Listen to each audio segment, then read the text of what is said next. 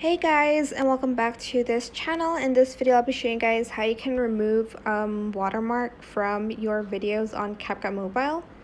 So every time you want to edit something, there's always going to be this watermark at the end, and you just want to remove it once and for all. Just gonna wait for this to load a little bit. It's taking a long time.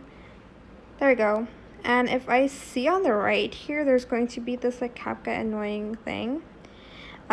Just press the delete button, but if you don't want that to show up again, you're just going to press the X button here, select settings up here, and just remove default ending and select discard.